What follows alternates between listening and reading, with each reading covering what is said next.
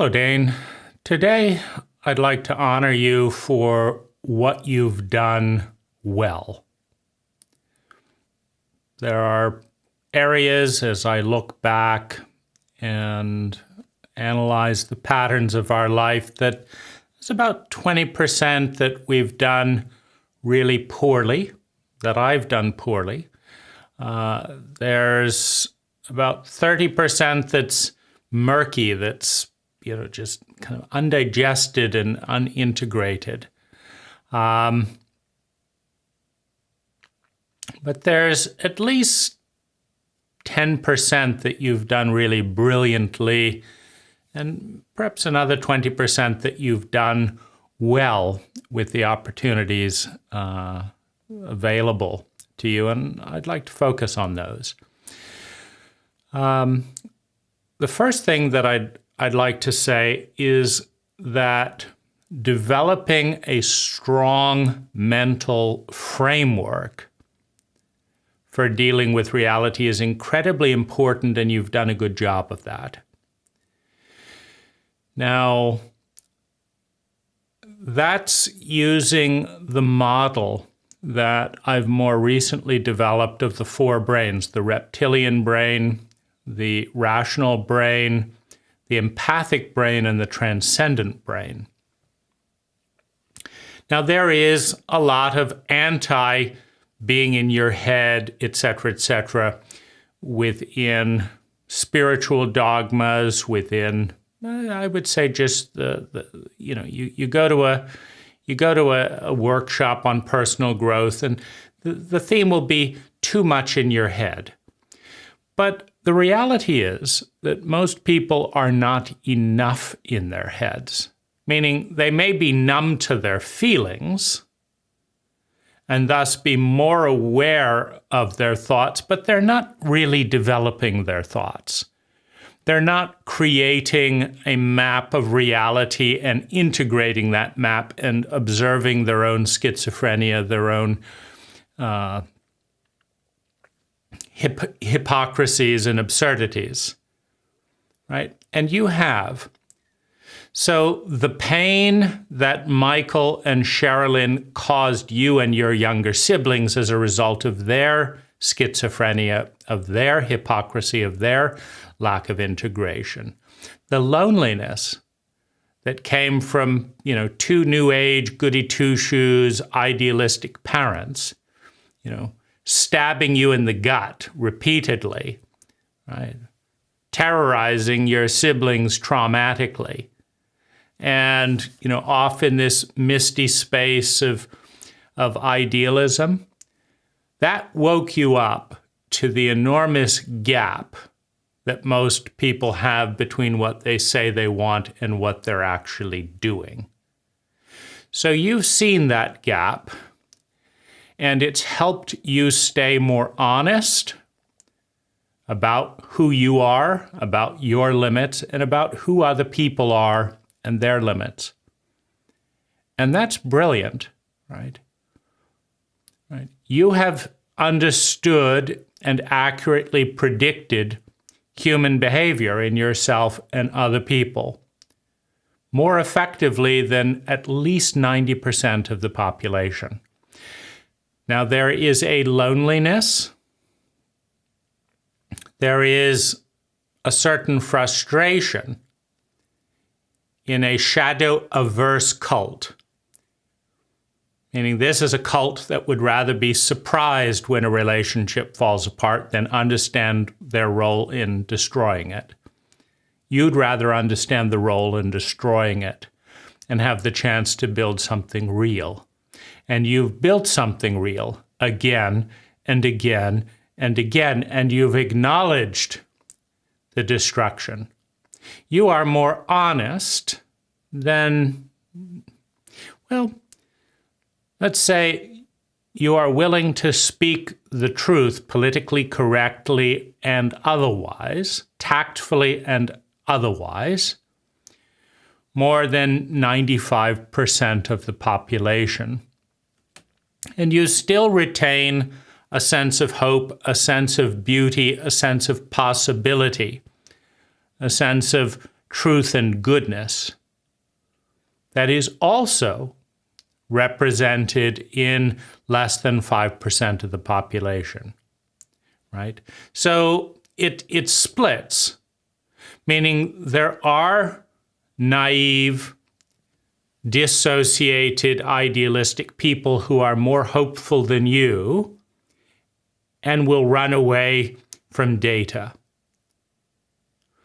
But with the data that you see and understand by analyzing patterns, you see the cruelty, the betrayal, the insanity, and the cruelty of that insanity,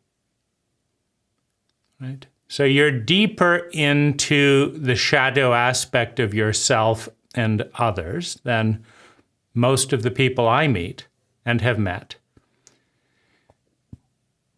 But you are also hopeful, right? So the people that see what you see are typically cynics and, let's just destroy human beings.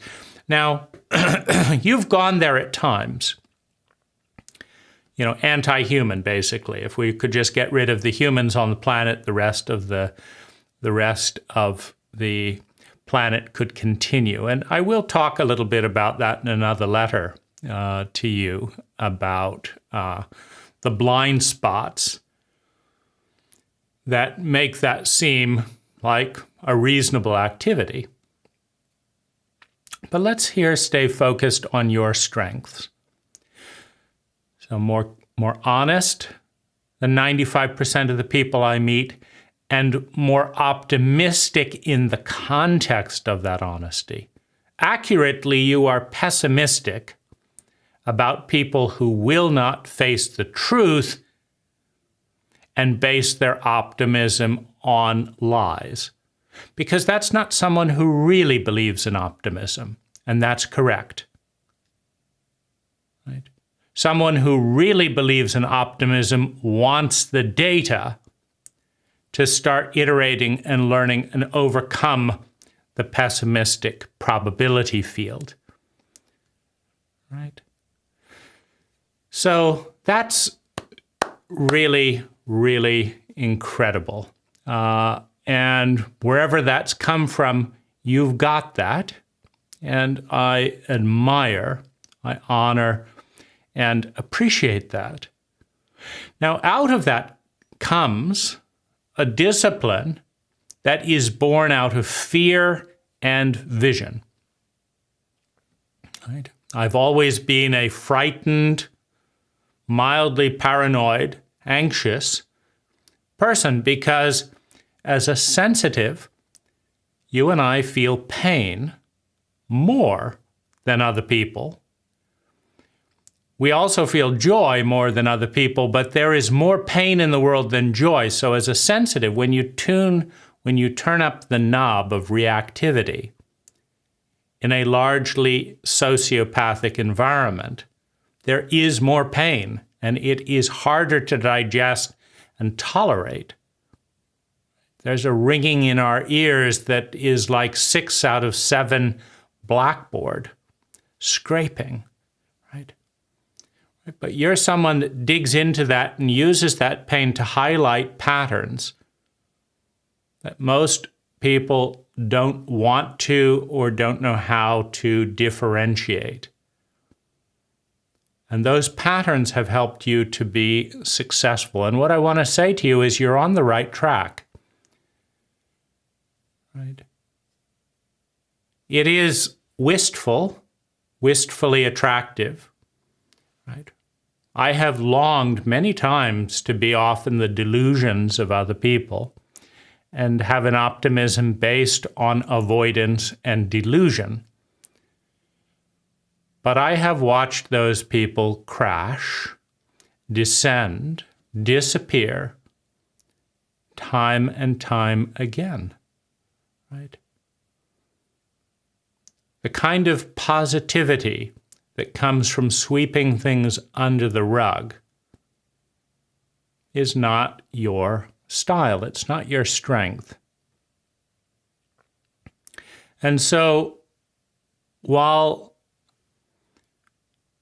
I've experienced a higher amount of pain, we have experienced a higher amount of pain, I believe, than maybe 70% of the I don't know, because it's hard to know when people won't talk and open up what they're actually dealing with on a daily level, right?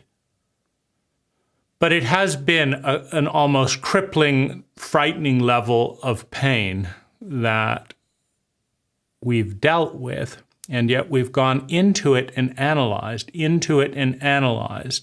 And out of that has come gems that are good guiding stones.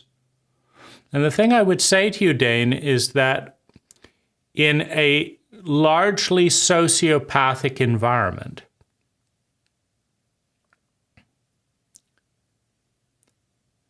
where parents will kill the future of their children in order to avoid an uncomfortable feeling, will betray their children into lies in order to avoid an uncomfortable feeling, will betray their friends for lust, power, greed, and then pretend it's not a betrayal so that they don't have to feel badly about it, right? In that type of environment, where those things do not get looked at closely, having a strong, rational brain is incredibly important. And you're on the right track, meaning if you will understand that you're in a sociopathic environment where you can trust people to be sociopathic with the most sensitive parts of themselves and other people's most of the time, you can have discernment. You don't need to be shocked and shredded by the terror and the horror of that betrayal, of that murder, of the possibility field. Because our cult murders the luminous possibility field of feminine energy in men and in women. And women murder it at least as ruthlessly as men.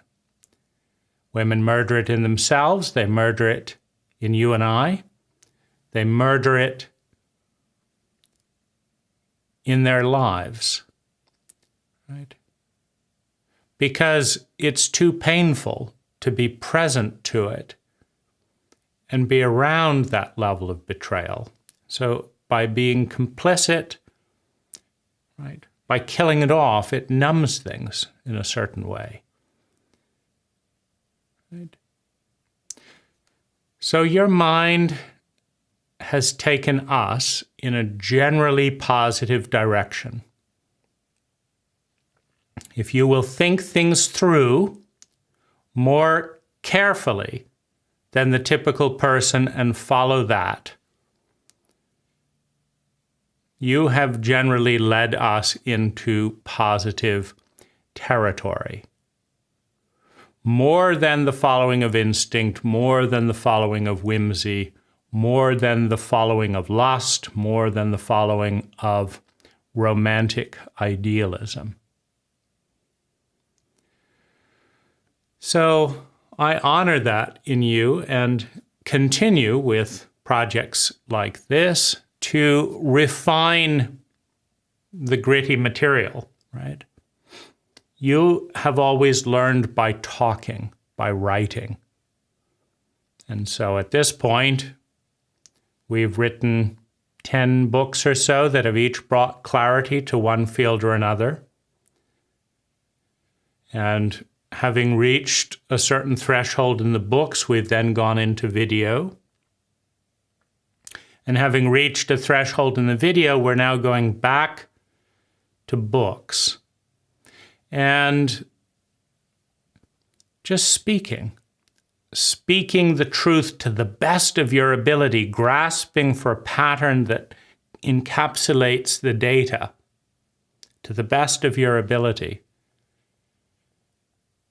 has allowed us to sidestep, I would say, 70% of the cult's blind spots and traumas, which is very important to do as a sensitive, right? It's too soul-crushing and tragic to go through all of a cult's cruelty as a sensitive. And you sidestepped so much of that. Right? But it is also important to go into that, to make sense of it, to free and realize possibility. We'll see where it leads, but I honor that voice, that pattern in you.